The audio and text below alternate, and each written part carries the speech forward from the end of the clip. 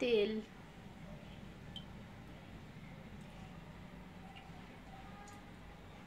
दोनच पळी तेल मम्मी. तूप टाकते, एकच चम्मच. तेजपत्ता 4 टाकले ना छोटे. आणि हे काय मिरं 10-12 असतील, म्हणजे 1 चम्मच मिरं. हे बासमती आहे ना आई? हे भिजत ठेवले ना किती?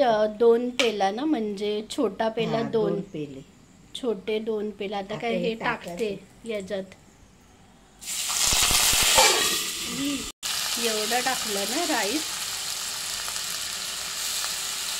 हे काय ग आई? मटार आहे? हे शेंगा मटार. हे म्हणजे हे मटार काहीतरी ते हे सोललेत ना अर्धा किलो. आता काय हे टाकते हे याच्यात. आणि हे पाण्यामध्ये का ठेवले? धुवायला.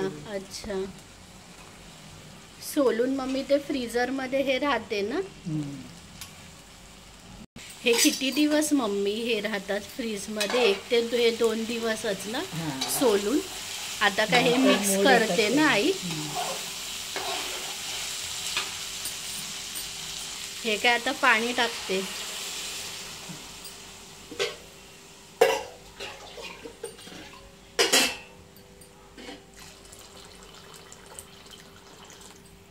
असं मिक्स करते ना. आता हे किती मिनिटं हे ठेवायचं आई? असं हे सुकेपर्यंत. अच्छा.